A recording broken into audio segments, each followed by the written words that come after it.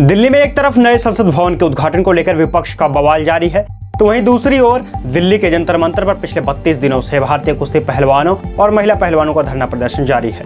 एक तरफ विपक्ष का बवाल है तो दूसरी ओर पहलवानों की जिद है, जिससे वे जंतर मंतर पर अड़े हुए हैं, टिके हुए हैं अपने मांगों को लेकर के।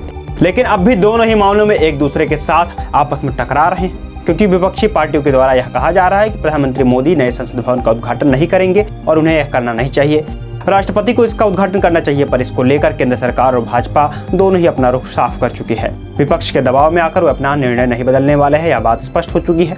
बता दें कि 10 दिसंबर 2020 को नए संसद भवन के निर्माण का कार्य का शिलान्यास किया गया था। संसद भवन के नए परिसर के निर्माण में 861 करोड़ रुपए की लागत का अनुमान था, लेकिन बाद में यह बढ़कर 1200 करोड़ रुपए का हो गई और इसमें 1200 करोड़ रुपए खर्च हुए। अब संसद भवन के नए निर्माण के उद्घाटन को लेकर राजनीति भी खूब शुरू हो गई है। यही वजह है कि 20 विपक्षी दलों ने संसद भवन के नए परिसर में उद्घाटन के कार्यक्रम के शामिल होने से इनकार कर दिया है।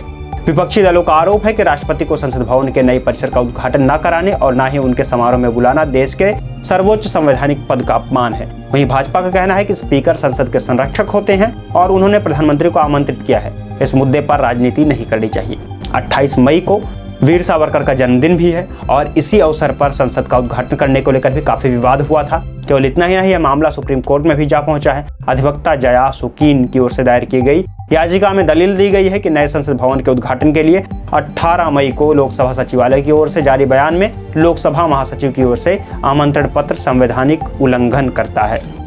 लोकसभा अध्यक्ष ओम बिरला की ओर से जारी किए गए आमंत्रण के बाद 28 मई को नए संसद भवन का उद्घाटन करने वाले हैं। याचिका में बताया गया है कि संविधान के अनुसार राष्ट्रपति और शीर्ष विधानमंडल के दोनों सदन राज्यसभा के लोकसभा के संसद में शामिल होंगे। इसमें दलील दी गई है। इसके साथ ही अनुच्छेद 87 में कहा गया है कि संसद के प्रत्येक सत्र की शुरुआत में राष्ट्रपति संसद के दोनों सदनों में अभिभाषण देंगे और इसकी बैठक बुलाए जाने के उद्देश्य से अवगत कराएंगे। लेकिन प्रतिवादी यानी कि लोकसभा सचिवालय और केंद्र के राष्ट्रपति को अपमानित करने का प्रयास कर रहे हैं, ऐसा इस याचिका में आरोप लगाया गया है।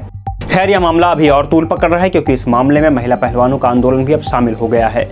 पिछले 33 दिनों से जंतर मंतर पर धरने में शामिल हो रहे महिला पहलवान लगातार ब्रजभूषण शरण सिंह के खिलाफ कार्रवाई की मांग कर रही हैं। इसी बीच गुरुवार को महिला पहलवान की ओर से कहा गया है कि 28 मई को महिला पहलवान भारतीय कुश्ती संघ के अध्यक्ष ब्रजभूषण शरण सिंह के खिलाफ देश के नामी पहलवान जंतर मंतर पर धरना प्रदर्शन करेंगे और इसके साथ ही संसद भवन के सामने महिला महापंचायत करेंगे।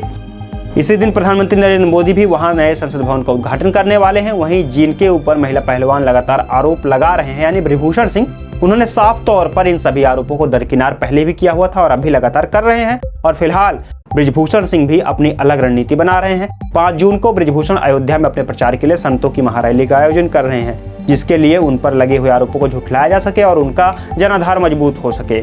पर खैर, महिला पहलवानों अब भी धरने पर बैठी हुई हैं। दूसरी ओर सरकार भी अपने पहलवानों के मामले को लेकर के उदासीन है। साथ ही पहलवानों के द्वारा किया जाने वाला महिला पंचायत कितना कारगर रहेगा, यह भी देखने वाली बात होगी, क्योंकि यह मामला त्रिपक्षीय हो चुका है। एक तरफ महिला पहलवान दिल्ली के जंतर मंतर पर अपने धरने प्रदर्शन को लेकर बैठी हुई हैं। केंद्र सरकार इससे पूरी तरह से उदासीन है और इस मामले में कोई भी स्पष्ट बयान देने से इनकार कर चुका है, या लगातार उसके रवैये से पता चला है। और तीसरी तरफ ब्रजभूषण अपने गढ़गोंडा और अयोध्या के क्षेत्र में एक महारैली करने वाले हैं 5 जून को, जो कि एक बहुत बड़ा ब्रजभूषण का कदम साबित हो सकता है। अब ये तो रही इस महिला पंचायत, महिला पहलवानों के आंदोलन और केंद्र सरकार के रवैये के बारे में। देश और दुनिया की दूसरी खबरों के लिए भी जुड़े रहिए हमारे साथ और देखते रहिए हमारे चैनल को नवायुग को।